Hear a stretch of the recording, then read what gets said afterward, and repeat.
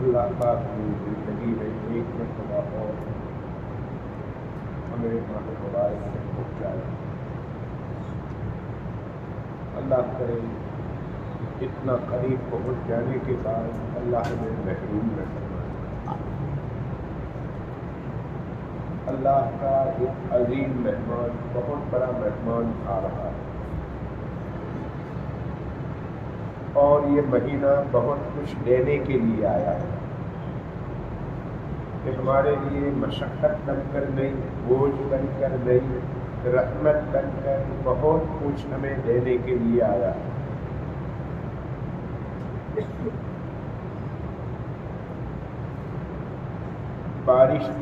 برسات کے موسم میں پانی برستا ہے، رمضان کے مہینے میں رحمتیں برستی ہیں. عام دنوں میں گنہگار اللہ کی رحمت کو تلاش کرتے ہیں، لیکن رمضان میں اللہ پاک کی رحمت گنہگاروں کو تلاش کرتی ہے. علی علم مستغفر، اللہ کی رحمت گنہگاروں کو تلاش کرتی ہے. عام دنوں میں ہمیں اللہ کی رحمت کو ڈھونڈنا پڑتا ہے.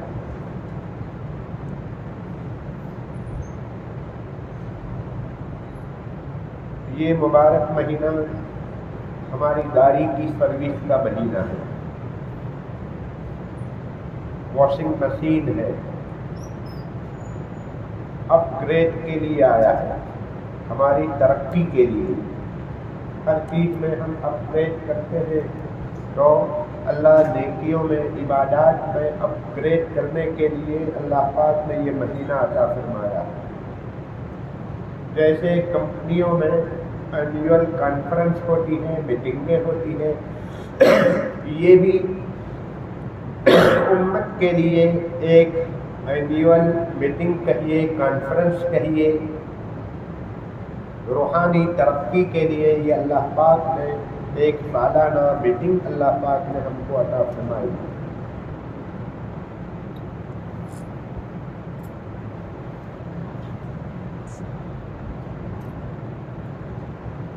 علامہ ابن قیم رحمۃ اللہ علیہ زاد المعاد میں فرماتے ہیں کہ جیسا جمعہ ویسا ہفتہ. حدیث کے بہت بڑے ایکسپرٹ علامہ ابن قیم حدیث کی دنیا میں ماستر کہے جاتے ہیں. وہ یہ فرماتے ہیں کہ جمعہ کا اثر پورے ہفتے پر پڑتا ہے. جیسا جمعہ ویسا پورا ہفتہ اور ویک، اور رمضان کا اثر پورے سال کے اوپر پڑتا ہے. جیسا رمضان ویسا سال. رمضان اگر نیکی میں گزرا ہے تو پورا سال نیکی ہوگی. حضرت تھانوی علیہ الرحمہ فرماتے ہیں کسی کا رمضان اگر پرسکون گزرا ہے، جمعیت خاطر کے ساتھ، سکون کے ساتھ گزرا ہے، تو پھر اس کا سال بھی سکون کے ساتھ اور جمعیت خاطر کے ساتھ گزرے گا. اور جس کا رمضان پراگندگی اور بدحالی اور برا گزرا ہے تو پھر اس کا پورا سال بھی برا گزرتا ہے. اس کے اوپر ڈیپینڈ ہے پورا سال.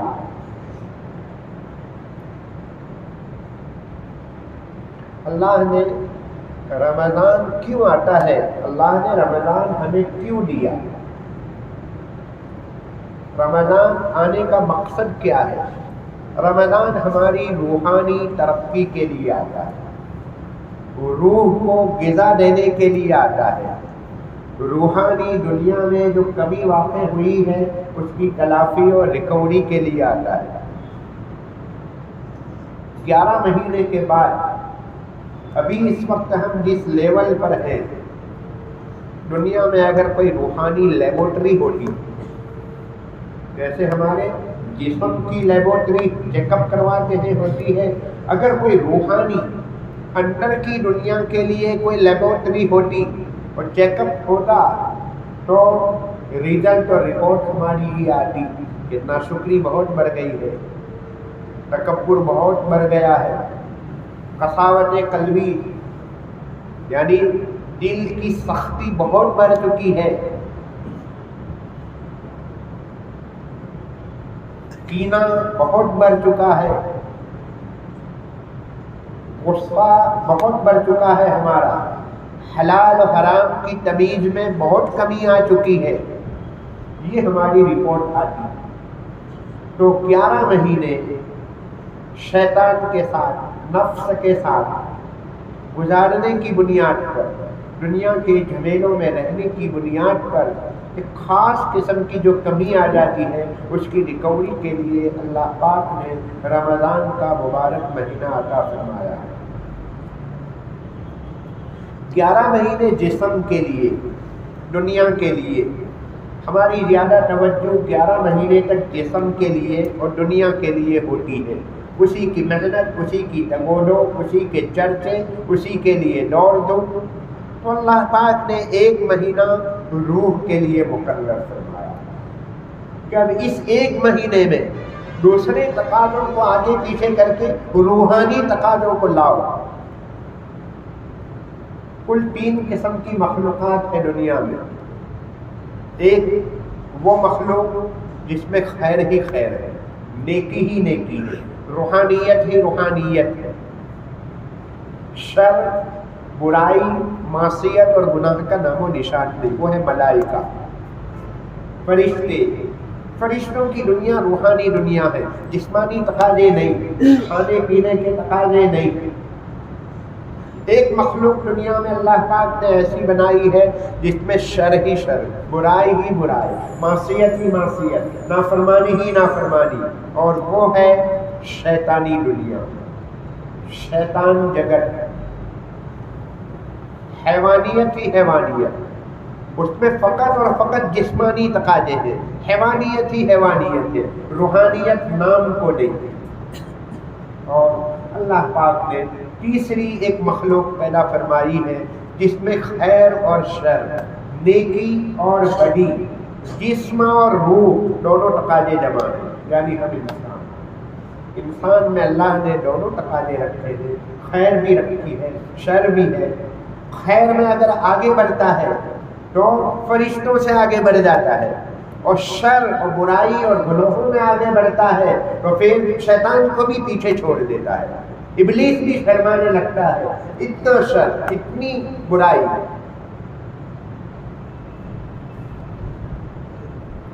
اللہ پاک نے انسان کو دونوں کا مجموعہ بنایا ہے۔ تو رمضان کیوں آتا ہے؟ رمضان ہماری روحانی ترقی کے لیے آتا ہے، نیکی میں ترقی کے لیے آتا ہے، نیک جذبات کو فروغ دینے کے لیے آتا ہے، اور روحانیت کے گراف کو ڈیولپ کرنے کے لیے آتا ہے۔ ہمارا روحانی گراف بہت نیچے چلا گیا ہے، تو اس کو ذرا ڈیولپ کرنے کے لیے اللہ پاک نے رمضان کا مبارک مہینہ عطا فرمایا ہے۔ اور اللہ نے ہماری مدد کے لیے رمضان کے مبارک مہینے میں صفدت الشیاطین، سلسلۃ الشیاطین، شیطان کو جکڑ لیا جاتا ہے، بیڑیوں میں اس کو باندھ دیا جاتا ہے۔ ہمارے 2 دشمن ہیں، ایک باہر کا دشمن، آؤٹر سائڈ کا دشمن، وہ ہے شیطان، اور ایک اندر کا دشمن، ایک انر، اندر کا ایک دشمن ہے، وہ نفس ہے۔ اللہ نے باہر والے دشمن کو تو اریسٹ کر لیا، بیڑیوں میں جکڑ لیا، اریسٹ کر کے رکھ دیا باہر کے دشمن کو، تاکہ لاڈلے نبی کی امت کے روزوں کو خراب نہ کرے۔ تو باہر والے دشمن کو اللہ نے اریسٹ کر لیا، دھر پکڑ ہو چکی اس کی، صفدت الشیاطین۔ اندر والے دشمن کو زیر کرنے کے لیے اللہ پاک نے اس کو بھوکا اور پیاسا، بھوک اور پیاس اس کے اوپر مسلط کر دی، روزہ رکھوا کر بھوک اور پیاس کے ذریعے سے اندر والا جو دشمن ہے شیطان، اس کو اللہ نے زیر کر دیا۔ ارے پیٹ میں ہوگا چارہ تو پیٹ میں نہ ہوگا چارہ تو کیا اچھل کود کرے گا بیچارہ، پیٹ میں کچھ ہے ہی نہیں تو کیا اچھل کود کرے گا۔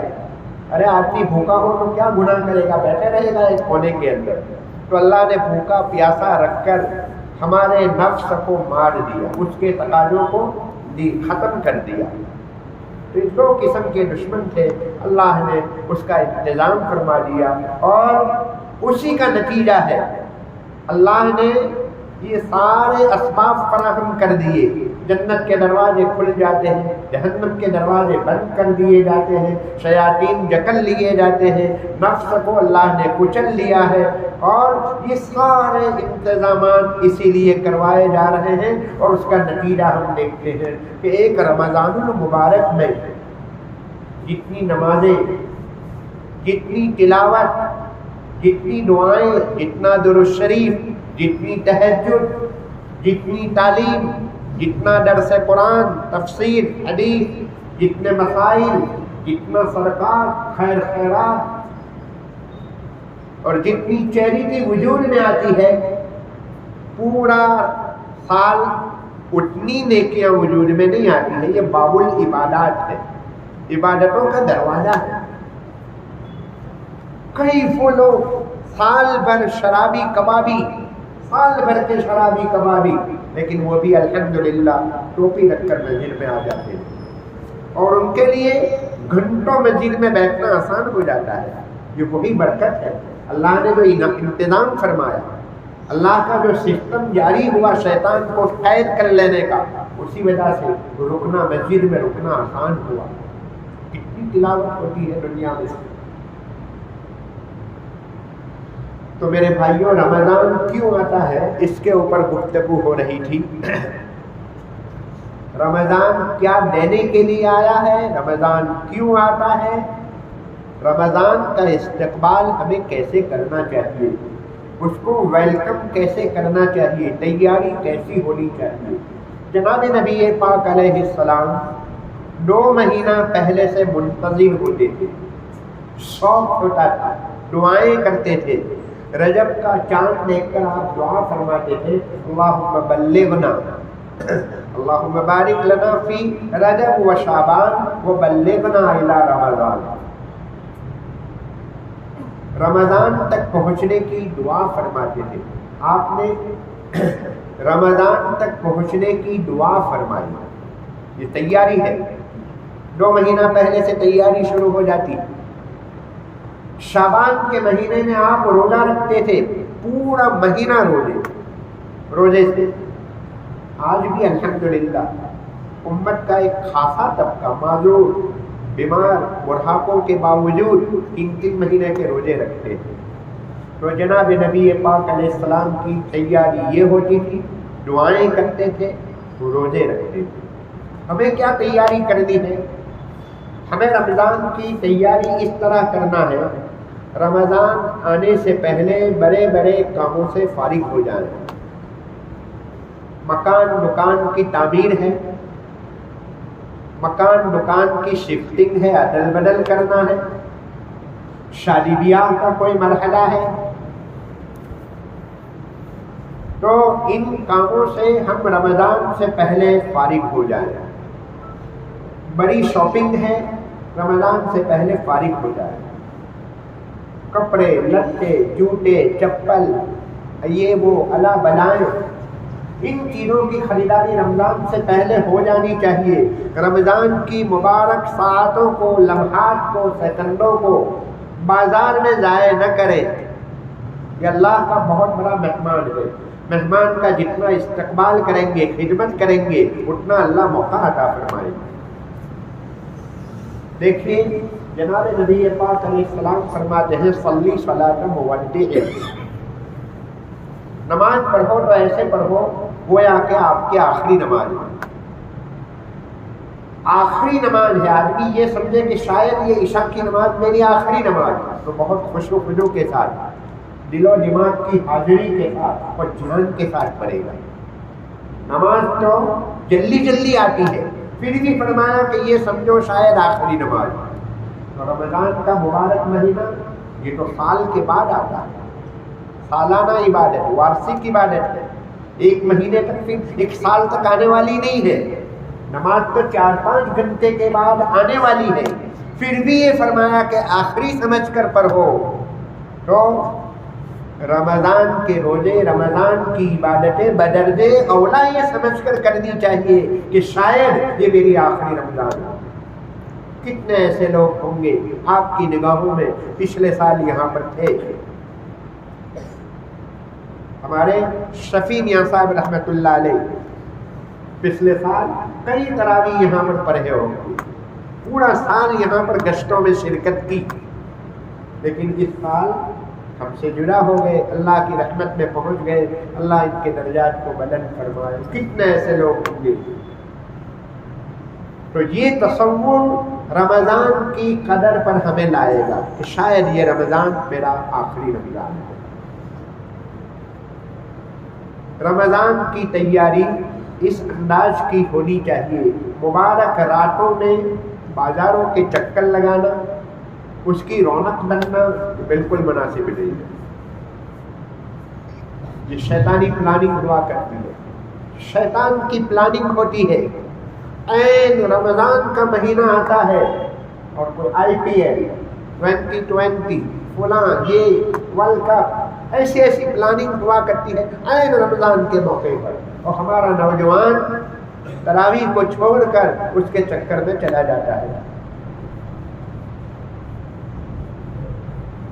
میرے بھائیوں، رمضان کی اگر عبادت نہیں کرنی ہے تو نہ کریں نفل عبادتیں، لیکن اللہ کے غضب، اللہ کے غصے کو نہ خریدیں. اللہ نے نیکی کے لیے اتنا بڑا موسم، اتنا انتظام، اتنا سسٹم اور پلاننگ، اور پھر بھی ہم لوگ دور بھاگے. یہ ہماری بدقسمتی کہلائے. حضرت عبداللہ ابن عباس رضی اللہ تعالیٰ عنہ، رمضان کی جو روح ہے، رمضان کی روح اجتناب معاصی، یعنی رمضان کا خلاصہ حرام سے حلال کی طرف لانا ہے.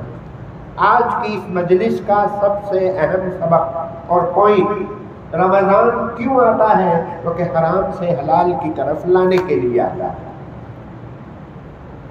جب اپنا مال جو گھر میں پڑا ہے وہ کھانا حرام فرما دیا تو پرائے کا مال کھانا جائز ہوگا؟ سوال ہی نہیں پیدا ہوگا. جس اللہ نے، جس شریعت نے رمضان میں اپنے گھر میں پڑے ہوئے مال کو دن میں کھانا حرام کر دیا، اپنی بیوی جو حلال ہے اس کو دن میں اللہ نے حرام فرما دیا، تو پرائی عورت کی طرف نظر کرنا کوئی جائز ہوگا؟ پھر سوال ہی نہیں پیدا ہوگا. حلال چیزوں کو اللہ نے حرام کر دیا، تو جو چیزیں پہلے سے حرام ہیں، جھوٹ بولنا، غیبت کرنا، حسد کرنا، تکبر کرنا، لڑنا جھگڑنا، یہ چیزیں تو پہلے سے حرام ہیں. تو رمضان کے مہینے میں تو بدرجے اولا، یعنی کئی گنا زیادہ وہ حرام ہو جاتی ہے وہ چیزیں. تو روزوں کی روح ہے صیام، اجتناب معاصی ہے، گناہوں سے اپنے آپ کو بچانا ہے. لعلکم تتقون، اللہ نے روزے فرض فرمائے، ہر شریعت میں روزے رہے ہیں، ہر شریعت میں نمازیں رہی ہے. کوانٹٹی کا فرق تھا، جزئیات اور دوسری ڈیٹیل میں فرق، لیکن نماز اور روزے ہر شریعت میں رہے. لیکن اسلام کا جو روزہ ہے وہ اپنی الگ شان رکھتا ہے. دنیا کے روزے آپ لوگوں کو معلوم ہے کیسے کیسے افواج ہوتے ہیں. اناج کا روزہ اور آگ میں پکی ہوئی چیز کا روزہ کوئی کہتا ہے ہمارے یہاں گوشت کا روزہ، کوئی کہتے ہیں ہمارے یہاں مچھلی کا روزہ، یہود کا فلاں کا روزہ۔ پانی کا روزہ دنیا میں کسی کا نہیں ہے، پانی بھی نہ پیتے ہو کسی کے وہاں نہیں، یہ فقط اسلام کا روزہ ہے۔ اسلام میں پانی تک نہ جائے، الحمدللہ۔ میرے بھائیوں، پریشان ہونے کی ضرورت نہیں، مجھے یہ ٹاپک چھیڑنے کی ضرورت ہی نہیں ہے، تسلی دلانے کی ضرورت نہیں ہے۔ ہم لوگ کئی سالوں سے روزے رکھتے چلے آئے ہیں، 2-3 دن کا مسئلہ ہوتا ہے، گاڑی کو پٹری پر آتے ہوئے 2-3 دن لگتے ہیں، چوتھا دن آیا اور سب بھول جاتے ہیں، کیا پانی، کیا کھانا، کیا تقاضے، کچھ نہیں۔ 13 گھنٹے کیا، 14 گھنٹے کیا، مئی اور جون کے روزے چلے گئے، اب تو اپریل میں آ رہے ہیں۔ مئی اور جون کے روزے چلے گئے، اب تو اس کے مقابلے میں تھوڑی سی ٹھنڈک رہے گی، اور تھوڑی سی ٹھنڈک نہ بھی ہو، پھر دوسری مرتبہ کل پھر مئی میں آ جائے۔ ہم رکھتے نہیں ہیں، اللہ رکھواتے ہیں۔ یرید اللہ بکم الیسر، اللہ نے روزوں کو آسان کرنے کا پورا انتظام فرمایا ہے۔ ارے اللہ نہ چاہے، اللہ آسان نہ کرتے تو 2 گھنٹے بلا پانی کے رکنا ایک کے بس کی بات نہیں ہے، کوئی نہیں کر سکتا۔ لیکن 13 گھنٹے ہو جاتے ہیں، کوئی اثر نہیں، دوسرے 2 گھنٹے بڑھ جائیں، کوئی اثر نہیں۔ دنیا میں الگ الگ، یوروپ میں، انگلینڈ میں 18 گھنٹے کا روزہ، 6 گھنٹے میں تو ان کو مغرب کی نماز، عشاء کی نماز، تراویح اور افطار، کھانا، پھر سحری، پیشاب پانی کے تقاضے، یہ ساری چیزوں سے فارغ ہونا ہے، اور الحمدللہ کوئی فرق نہیں پڑتا۔ 18 کے بجائے 19 گھنٹے اگر ہو، 20 ناروے کے اندر 21 گھنٹے کا روزہ، کوئی فرق نہیں پڑتا، کوئی فرق نہیں پڑتا ہے۔ اللہ نے اس کو یہ دنیا کی دوسری قوموں کو تو یقین بھی نہیں آتا ہوگا کہ معلوم نہیں مسلمان یہ کہتا ہے کہ ہم پانی نہیں پیتے ہیں، معلوم نہیں سچ ہے یا جھوٹ ہے۔ ان کو کہا جائے کہ آ جائیے، بیٹھ جائیے، سامنے بیٹھ جائیے، 24 گھنٹے کی زندگی آپ کے سامنے، یا اس کو چھوڑو، لیبورٹری کروا لو، شام کو لیب میں لے جاؤ اور چیک اپ کروا لو، ایک پانی کا قطرہ اندر گیا ہو تو 1,00,000 میں سے ایک بھی مسلمان ایسا نہیں ہوتا جو چپکے سے پانی پیتا ہو۔ یہ اسلام کی حقانیت اور سچا مذہب ہونے کی بہت بڑی دلیل ہے۔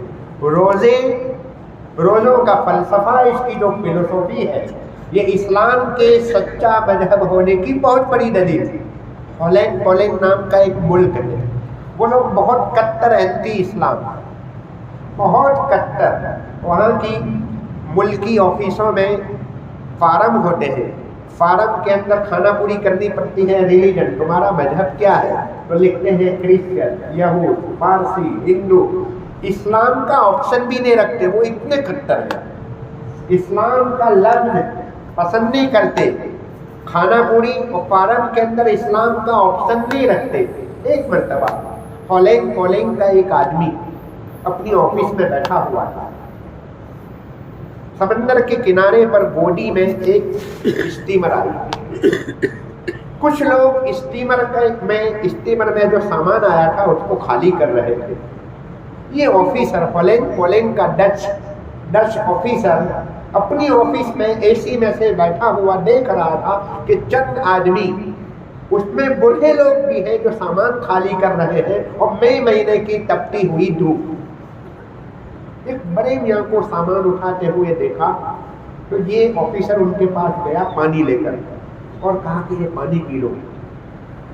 وہ مسلمان تھا، روزے سے تھا، اس نے جواب دیا کہ میں پانی نہیں پی سکتا۔ 1 گھنٹہ اور ہوا، سامان اٹھاتے پسینے سے سرابور، پھر یہ گیا اور اس نے کہا کہ میری آفس میں چلو، وہاں آپ کو کوئی نہیں دیکھے گا، وہاں بیٹھ کر پی لو۔ اس نے کہا کہ میں نے جس کے لیے روزہ رکھا ہے وہ یہاں بھی دیکھتا ہے، میں اس کی نگاہ میں ہوں، میں اس کے کیمرے میں ہوں، بس یہ جواب سننا تھا۔ یہ اس کے لیے اسلام قبول کرنے کا ذریعہ بن گیا۔ یہ بوڑھا آدمی دوپہر کی تپتی ہوئی دھوپ میں سامان اٹھا رہا ہے، سامان خالی کرتا ہے اسٹیمر کا، اور اس کو پیاس نہیں لگی اور اس کو اللہ کا خوف ہے۔ ہماری جتنی عبادتیں ہیں، نماز ہے، زکوٰۃ ہے، تلاوت ہے، اور جتنی عبادتیں ہیں، ساری عبادتوں میں غفلت ہو جاتی ہے، اللہ کا دھیان رہا نہیں رہا ایسا ہو جاتا ہے۔ 10 منٹ کی نماز ہوتی ہے، کبھی کبھی تو 10 منٹ میں ایک لمحے کے لیے بھی اللہ کا دھیان نہیں رہتا، اللہ اکبر کہتے ہی باہر اور سلام کہنے پر آ جاتے ہیں، جہاں سے آئے تھے وہیں چلے جاتے ہیں، اللہ اکبر کا سوئچ آن ہوئی اور پھر پوری ریل چالو ہو جاتی ہے۔ گھر پر بھی جائیں گے، فریج بھی کھولیں گے اور ٹھنڈا بھی پئیں گے، پھر آ جائیں گے۔ کہاں کہاں جا کر آ جاتے ہیں، کوئی آفس میں جا کر آئے گا، کوئی دکان پہ جا کر، وہ کتنی مرتبہ جا کر آئے گا۔ 1 منٹ کے لیے بھی اللہ کی یاد نہیں، لیکن روزہ ایسی عبادت ہے کہ اس میں 1 منٹ کے لیے بھی غفلت نہیں، 14 کے 14 گھنٹے اللہ کی یاد کے ساتھ اللہ مجھے دیکھ رہے ہیں۔ کوئی الحمدللہ گنہگار سے گنہگار آدمی باتھ روم میں جا کر پانی نہیں پیتا ہے، حالانکہ کوئی دیکھنے والا نہیں ہوتا، اللہ کا دھیان۔ بس یہ رمضان جو ہے، یہ رمضان تقویٰ پیدا کرتا ہے، تعلق مع اللہ پیدا کرتا ہے۔ تقویٰ یعنی کہ اللہ کا دھیان، تعلق مع اللہ، نسبت پیدا کرتا ہے، اسی کو تزکیہ کہتے ہیں۔ حضرات انبیاء علیہ السلام کو دنیا میں بھیجا گیا تھا، اس کا ایک مقصد تھا تزکیہ، تقویٰ، تربیت، باطنی صفائی، گناہوں سے اپنے آپ کو بچانا، اچھے اخلاق سے آراستہ کرنا۔ یہ ایک جو اہم مقصد ہے تقویٰ۔ تقویٰ کے معنی اللہ کا خوف، اللہ کا دھیان۔ 1 مہینہ اللہ کا دھیان پیدا کروانا، یہ تو ٹریننگ ہے، ایک کورس ہے، لیکن اس کا فائدہ پورا سال ہوتا ہے۔ پورے سال کے لیے پھر اللہ کے خوف کو ہمیں سامنے رکھنا ہے۔ اللہ کا خوف اور تقویٰ ہی ایسی چیز ہے جو گناہوں سے بچا سکتی ہے۔ دنیا میں کورٹ کچہریاں، قانون، کیمرے، ٹیکنالوجی، کوئی چیز گناہوں سے نہیں بچا سکتی۔ ایک سے ایک قانون، ایک سے ایک پولیس، ایک سے ایک ٹیکنالوجی دنیا میں آ رہی ہے، لیکن گناہ بڑھتے جا رہے ہیں۔ گناہوں سے بچانے والی اگر کوئی چیز ہے تو اللہ کا خوف ہے اور تقویٰ ہے، اور وہ تقویٰ پیدا ہوتا ہے روزوں کے ذریعے۔ ہر لمحہ آدمی کے ذہن میں ہے کہ اللہ مجھے دیکھ رہے ہیں۔ یہ رمضان کا عطیہ ہے، رمضان کی گفٹ ہے، دین ہے، تقویٰ، خوف، اللہ کا دھیان۔ اور یہ اللہ کا دھیان پھر 11 مہینے ہمیں اس سے فائدہ اٹھانا ہے۔ یہ فقط 1 مہینے کا مسئلہ نہیں ہے، 1 مہینے کی تو ٹریننگ ہے، کورس ہے، اور اس کا اثر پورے سال کے لیے ہوا کرتا ہے۔ تو گفتگو یہ ہو رہی تھی کہ روزوں کا مقصد کیا ہے، خلاصہ کیا ہے، تو کہ حرام سے حلال کی طرف آنا۔ لہذا میرے بھائیوں، ہمیں اپنے آپ کو اس کے اوپر 1 مہینے کے لیے مشق کرنی ہے۔ خاص طور پر میں اپنے نوجوان بھائیوں سے 2 گناہوں کے سلسلے میں گزارش کروں گا۔ 2 گناہ سے اپنے آپ کو بچا لو۔ نمبر 1، آنکھ کا گناہ، نگاہ کا گناہ، اس سے اپنے آپ کو بچا لو تو انشاءاللہ پورا سال بچنے کی توفیق مل جائے گا۔ حضرت عبداللہ ابن عباس رضی اللہ تعالیٰ عنہما سے پوچھا گیا، ایک آدمی بہت عبادت کرتا ہے، بہت گناہ کرتا ہے، دوسرا آدمی تھوڑی عبادت کرتا ہے، تھوڑے گناہ کرتا ہے، 2 میں سے کون افضل ہے؟ تو حضرت عبداللہ ابن عباس رضی اللہ تعالیٰ عنہما نے جواب دیا، لا اعدل بالنسبت لا اعدل بالسلامت شیئا، لا اعدل بالسلامت شیئا، گناہوں سے بچنے کے مقابلے میں کوئی بڑی عبادت نہیں۔ گناہ سے بچنا سب سے بڑی عبادت، گناہ سے بچنا سب سے بڑی عبادت۔ تو پہلے نمبر کا گناہ آنکھ کی حفاظت، اور دوسرے نمبر کا گناہ آج کے زمانے کا جو موبائل ہے، ٹیکنالوجی ہے، نیٹ ہے، اس کے گناہوں سے اپنے آپ کو بچانا۔ 1 مہینے کے لیے اس سے تھوڑی سی دوری اختیار کر لو بقدر ضرورت۔ یہ نہیں کہ صبح اٹھتے ہی نماز بعد میں پہلے شروع کر دیتے ہیں، موبائل آن کر لیتے ہیں، کوئی پرائم منسٹر کا آپ کے نام کوئی میسج آنے والا تھا تو وہ دیکھ رہے ہیں کہ میسج آیا کہ نہیں، کیا میسج آیا. ارے اللہ کے بندو، پہلے نماز میں لگتے. ہمیں دنیا کے سامنے دکھانا ہے، ثابت کرنا پڑے گا کہ ہم کون ہیں. ہمیں کھانے میں مزہ نہیں آتا ہے، ہمیں بھوکا رہنے میں مزہ آتا ہے. ہمیں دنیا کے سامنے یہ ثابت کرنا پڑے گا کہ ہم روزہ رکھ کر مزے میں ہیں، لطف لے رہے ہیں تقوی کے ساتھ. تقوی والے آدمی کو جو لطف آتا ہے دوسرے آدمیوں کو وہ لطف نہیں آتا. تقوی والے کو گناہوں سے بچنے میں بھی مزہ آتا ہے. نگاہ جھکانے میں مزہ ہے، نگاہ اٹھانے میں مزہ نہیں ہے. ہمیں ان کے سامنے یہ ثابت کرنا پڑے گا کہ ہمیں سونے میں مزہ نہیں آتا، ہمیں جاگنے میں مزہ آتا ہے. تہجد کے لیے جاگنا ہمارے لیے لذت کی چیز ہے.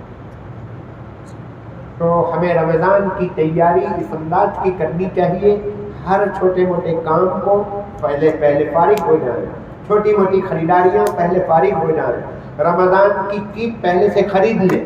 رمضان کی راتوں کو، مبارک گھڑیوں کو ہم بازاروں میں جا کر اس کی رونق میں اضافہ کر کے ہم اپنے آپ کو ضائع نہ کریں. درمیان میں کوئی کام آ جائے تو یہ کہہ دیا کریں کہ رمضان کے بعد. جیسے تاجر ہوتے ہیں، سیزن آتا ہے کہ سیزن میں وہ لوگ کیا کرتے ہیں، کوئی بھی کام آئے گا تو یہ جواب دیتے ہیں کہ سیزن کے بعد، فلاں تاریخ کے بعد. تو آج ہمیں بھی اب یہی جواب دینا ہے. تاجر طبقہ ہے، بزنس مین ہے، دکاندار ہے، ان کے لیے مسئلہ آسان ہے. اپنی دکان ہے، اپنے ٹائمنگ کو تھوڑا سا شارٹ کر لیں. اگر ملازم ہے تو چھٹی لینے کی کوشش کریں. پوری چھٹیاں نہیں مل سکتی، جتنی مل جائے اتنی قرآن مجید کے لیے وقف کریں. چند گھنٹوں کی، چند دنوں کی جتنی چھٹی مل جائے اتنی چھٹی لینے کی کوشش کریں. لیکن کسی کا حق دبا کر نہیں. سرکاری آفیسر ہے تو سرکار کی چوری کر کے نہیں، کسی کا حق دبا کر نہیں. ماں باپ کے حق میں کمی کر کے عبادت نہیں کرنا ہے، ورنہ دوسرا گناہ ہو جائے گا. گناہوں سے اپنے آپ کو بچاتے ہوئے ان نیکیوں میں لگنا ہے. روزہ اور تراویح، یہ تو دونوں چیزیں تو اپنی جگہ پر بنیادی چیز ہے. تراویح کے سلسلے میں ابھی ہمارے حفاظ، حافظ اور اماموں کے سامنے جو گفتگو ہوئی ہے اس میں خاص طور پر ایک بات یہ عرض کی گئی ہے، وہ یہ ہے کہ 5-5 منٹ کی بنیاد پر کہ فلاں مسجد میں 5-10 منٹ کے لیے جلدی تراویح ہوتی ہے، ہم اپنے محلے کی مسجدوں کو نہ چھوڑیں. 5-10 منٹ میں کوئی زیادہ فرق نہیں پڑتا. میں نے ان سے یہ کہا تھا کہ ہم دنیا کا سامان خریدنے جاتے ہیں تو کوالٹی دیکھتے ہیں، کون سی دکان کی کوالٹی اچھی ہے. اور عبادت، نماز اور تراویح کا مسئلہ آتا ہے تو کوانٹٹی دیکھتے ہیں، کتنے بجے کہاں جلدی ختم ہوتی ہے. یہ مناسب نہیں ہے. یہاں بھی ہمیں کوالٹی کو دیکھنا چاہیے. کہاں قرآن مجید اچھا پڑھا جاتا ہے، کہاں کی تراویح اچھی پڑھی جاتی ہے. 5-10 منٹ میں کوئی قیامت نہیں برپا ہو جائے گی. ائمہ سے، حافظوں سے جو بات کہنی تھی وہ ان کے سامنے عرض کی گئی، لیکن آپ حضرات کے سامنے مجھے یہ بات عرض کرنی ہے کہ 5-10 منٹ کی بنیاد پر اپنی مسجدوں کو نہ چھوڑیں.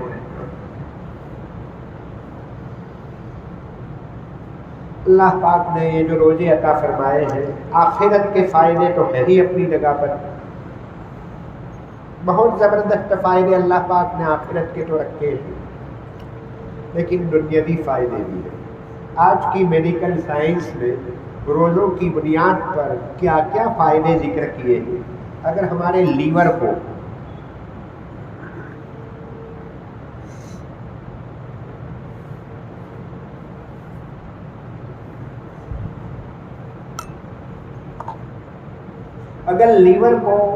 زبان دے دی جائے تو لیور یہ کہے گا کہ رمضان کے مبارک مہینے میں جتنا آرام مجھے ملتا ہے کبھی نہیں ملتا. سب سے زیادہ آرام مجھے رمضان کے مبارک مہینے میں ملتا ہے. ایک پروفیسر گزرے ہیں، پروفیسر موکلین نام کے، ان کا یہ کہنا ہے اسلام نے اگر کوئی دوسری نعمت نہ دی ہوتی، فقط اور فقط یہ روزوں کی نعمت اور گفٹ دی ہوتی، تب بھی بہت بڑی نعمت تھی. روزہ جسم کے لیے، فٹنس کے لیے، ہیلتھ ہائیجین کے لیے، تندرستی کے لیے بہت بڑی نعمت ہے۔ طبرانی کی روایت ہے، جناب نبی پاک علیہ السلام کا ارشاد ہے، تصوموا تصحوا، روزے رکھو صحت یاب ہو جاؤ۔ الحمدللہ کوئی روزہ رکھنے کی بنیاد پر مرا نہیں ہے۔ بہت سے لوگ دور دور سے ہمت نہیں کر پا رہے ہیں۔ دیکھیے دو چیزوں کی ضرورت ہے، روزہ رکھنے کے لیے ہمت کی ضرورت ہے اور عادت کی ضرورت ہے۔ اور ہمت کرنے سے آتی ہے، ہمت بازار سے نہیں ملے گی، کوئی بازار میں دکان میں نہیں بکتی ہے، ہمت کرنے سے آئے گی۔ ایک مرتبہ روزہ رکھ کر دیکھے، ٹرائل کے لیے رکھو کہ زندگی میں پہلی مرتبہ رکھوں گا، اگر ہمت ہوئی، اگر صبر ہوا تو ٹھیک، ورنہ 12-1 بجے میں توڑ دوں گا۔ اس نیت سے رکھو، انشاءاللہ آپ کا روزہ پورا ہو کر رہے گا، اللہ کی طرف سے مدد شامل حال ہوگی۔ ممکن ہے 1-2 دن کا مسئلہ ہو، اس ٹاپک پر مجھے زیادہ بتلانے کی ضرورت ہی نہیں ہے۔ الحمدللہ اللہ رحمان ہے، مشفق ہے۔ یہ رمضان کو بوجھ مت سمجھو، انشاءاللہ جتنے دوسرے کام کاج ہیں وہ بھی ہوتے رہیں گے، آپ کے روزے بھی ہوتے رہیں گے۔ عادت کا مسئلہ ہے، اصل میں عادت ہیبٹ ڈلوانے کی ضرورت ہے۔ اسی لیے چھوٹے بچے پر روزہ فرض نہیں ہے، لیکن ماں باپ کو رکھوانا فرض ہے۔ بچے کو روزہ رکھنا فرض نہیں، ماں باپ کو، والیوں کو روزہ رکھوانا فرض۔ نہیں رکھوایا تو ماں باپ سے پوچھو گی کہ آپ نے کیوں نہیں رکھوایا۔ اگر ہیبٹ نہیں ڈلوائی تو اچانک 15 سال کی عمر میں آپ روزے کے لیے کہو گے تو وہ نہیں رکھ پائے گا۔ تو ابھی سے 8, 9, 10 سال، ضروری نہیں کہ 7-8 سال ہی ہو۔ اگر آپ کو ایسا لگے کہ میرا بیٹا ابھی 7-8 سال کا ہے لیکن ابھی ہمت نہیں ہے تو 9 سال کی عمر، 10 سال کی عمر، لیکن بالغ ہونے سے پہلے ہیبٹ ڈلوانی ہوگی۔ ہیبٹ، عادت ایک ایسی چیز ہے، ایک بھینس نے بچہ جنا، آپ نے پہلے دن اس کو اٹھایا، دوسرے دن اٹھایا، روزانہ ہاتھ میں اٹھاتے رہو گے تو یہ بچہ 40 کلو کا ہو جائے گا، پھر بھی آپ اٹھا لیں گے، جس سے کہ ہیبٹ پڑ چکی ہے۔ آپ کو روزانہ تھوڑی بہت جو اس میں ترقی ہوئی اور اس میں جو اس کا وزن بڑھا اس کا پتہ بھی نہیں چلے گا۔ ہیبٹ ایسی چیز ہے کہ آدمی کو احساس نہیں ہوتا ہے۔ تو ہیبٹ کی ضرورت ہے، عادت کی ضرورت ہے۔ جن کا ایگزام ہو، اسکول کے، کالج کے، یونیورسٹی کے، ان بچوں کو بھی، ان اسٹوڈنٹ سے بھی میری عاجزانہ درخواست ہے، اللہ کا نام لے کر روزے رکھیے۔ یرید اللہ بکم الیسر، اللہ تمہارے لیے آسانی چاہتے ہیں۔ اللہ تو رحمان ہے، اللہ کے ہر فیصلے میں، شریعت کے ہر فیصلے میں رحمت ہوا کرتی ہے، اس میں کوئی مصیبت نہیں ہوتی ہے۔ وہ بڑا مشفق ہے، ماں باپ سے زیادہ اللہ کی ذات مشفق ہے۔ لہذا میرے بھائیوں، ایک بات تو یہ، تراویح کو بہت اچھے انداز سے خوشی خوشی ہمیں ادا کرنا ہے۔ ایک تیسرا کام، ہمیں قرآن مجید کی تلاوت کو بڑھانا ہے۔ قرآن مجید کی تلاوت کے لیے ہمیں وقت فارغ کرنا ہوگا۔ جتنا قرآن مجید سے ہمارا تعلق بڑھے گا اتنی ایمان میں مضبوطی آئے گی، اتنی فولادی طاقت، اسٹیل جیسی طاقت آپ کے اندر آ جائے گی۔ قرآن سے جتنی دوری ہوگی اتنی دوری ہوگی۔ کعبۃ اللہ کو دیکھنے سے اللہ کا تعلق مضبوط ہوتا ہے۔ قرآن مجید کعبۃ اللہ سے بھی زیادہ قیمتی چیز ہے۔ کعبہ تو مخلوق ہے اور قرآن مجید خالق کی صفت ہے۔ یہ اللہ کی صفت ہے، جو اللہ کا درجہ، وہ قرآن مجید کا درجہ، یہ کوئی معمولی درجہ نہیں ہے۔ قرآن کا درجہ، قرآن یعنی اللہ، تو اللہ کا کلام ہے، اللہ کی صفت ہے۔ قیامت کے دن پوری کائنات فنا ہو جائے گی لیکن قرآن مجید فنا نہیں ہوں گی۔ اللہ پاک قرآن مجید کے حروف کو، اکثر کو، لیٹر کو اللہ اٹھا لیں گے، اور پھر جو کاغذ ہے اس پر قیامت طاری ہوگی۔ قرآن مجید کے حروف پر قیامت نہیں، اس لیے کہ وہ حروف تو اللہ کی صفت ہے۔ تو قرآن مجید یہ ایسی دولت ہے، پڑھنے والوں نے ایسے پڑھا۔ ہمارے ترکیسر کے قریب میں ایک کوساری نام کا گاؤں تھا، وہاں ایک حافظ احمد بھولا کر کے، ابھی کورونا کے زمانے میں ان کا انتقال ہوا۔ روزانہ اپنی دکان کے ساتھ ڈیلی ایک قرآن مجید پورا سال. ایک مرتبہ میری ملاقات ہوئی تو میں نے پوچھا کہ حافظ صاحب کتنا قرآن ہوا؟ کہا 5374 قرآن مجید کے دور میرے ہوئے ہیں. پڑھنے والوں نے ایسے پڑھا ہے. ابو بکر ابن عیاش امام شعبہ جو تجوید کے بہت بڑے ماسٹر ہیں، ایکسپرٹ ہیں، ان کا واقعہ لکھا ہے. ان کے انتقال پر ان کی بہن رونے لگی، یا انہوں نے اپنے بیٹے سے کہا کہ بیٹا اس کمرے میں گناہ مت کرنا، اس کمرے میں میں نے 18,000 قرآن مجید پڑھے ہیں. نرولی میں ایک مولانا اسماعیل بڈاج کر کے مدینہ پاک میں رہتے تھے. روزانہ 45 پارے پڑھتے تھے اور مدینہ پاک میں رہتے تھے. مہمانوں کا ہجوم، روزانہ 15-20 مہمانوں کی مہمان نوازی کے ساتھ 45 پارے پڑھنا. بڑھاپا، بیماریاں، پڑھنے والوں نے اس طرح پڑھا. ہم اپنا قرآن مجید کے لیے زائد وقت کو فارغ کریں. یا تو ہر نماز کے بعد، ہر نماز سے پہلے آدھا پارا پڑھو. ہر نماز سے پہلے اور بعد میں آدھا پارا پڑھیں گے تو 5 پارے ہو جائیں گے. اور اگر مغرب اور عشاء کو اگر آپ چھوڑ دیں، بقیہ 3 نمازوں میں پڑھ لو تو روزانہ 3 پارے ہو جائیں گے. اس مجمع میں سے کوئی آدمی ایسا نہیں ہونا چاہیے جس کے ڈیلی 3 پارے نہ ہو. میری عاجزانہ درخواست ہے کسی بھی طرح ہمت کرو کہ 3 پارے پڑھنا ہے. جو قرآن مجید پڑھنا نہیں جانتے، میں امام صاحبان سے درخواست کروں گا کوئی ایک نماز کے بعد اعلان کر دیں جن کو قرآن مجید سیکھنا ہو تو فلاں نماز کے بعد یہاں پر آ جائیں. حفاظ بھی مل جائیں گے انشاءاللہ. اس سال ہماری مسجد میں قرآن مجید کی تعلیم کے لیے کوئی نظام بندوبست ہونا چاہیے. ایک مثال قائم کریں انشاءاللہ، پھر بھروچ شہر کی دوسری مسجدوں میں انتظام ہوگا، آپ کو اجر و ثواب ملے گا. آپ میں سے کون ہے جو قرآن مجید پڑھنا چاہتا ہے، سیکھنا چاہتا ہے؟ پڑھنا جانتے ہیں لیکن صحیح نہیں جانتے ہیں تو صحیح قرآن مجید یہ پڑھائیں گے. کوئی ایک آدھ نوجوان اپنا نام لکھوا دے، انشاءاللہ پہل کریں گے. پھر بعد میں جو سلسلہ چلے گا سب کا ثواب اس کو ملے گا. حاجی عبدالرزاق صاحب انشاءاللہ. دیکھیں اب دونوں شکل ہے، یا تو آپ جو وقت طے کریں وہ، ایک دوسری صورت یہ ہے کہ ان کا جو وقت ہو وہ یہ کہیں کہ مجھے رات میں 2 بجے فراغت ملتی ہے تو انشاءاللہ رات میں 2 بجے پڑھائیں گے. رات میں 2 بجے پڑھائیں گے انشاءاللہ. مولانا آپ بیدار ہو کر آئیے رات میں 2 بجے پڑھانے کے لیے. ہماری ذمہ داری ہے. امت کے ہاتھوں میں قرآن پہنچنا چاہیے. آج ٹیکنالوجی نے اور یہ اللہ بلاؤں نے، نیٹ نے ہمارے ہاتھوں میں سے قرآن مجید کو چھین لیا ہے.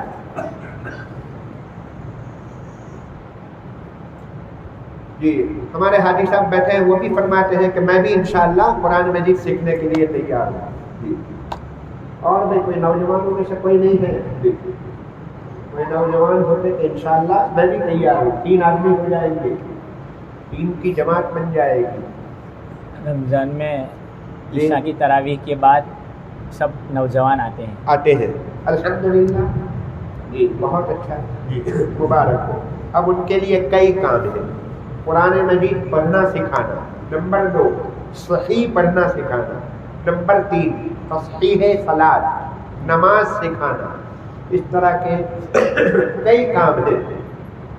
بہرحال قرآن مجید کی تلاوت کو بڑھاؤ اور آپ اپنی گھر کی عورتوں کو بھی اس کے لیے وقت دو.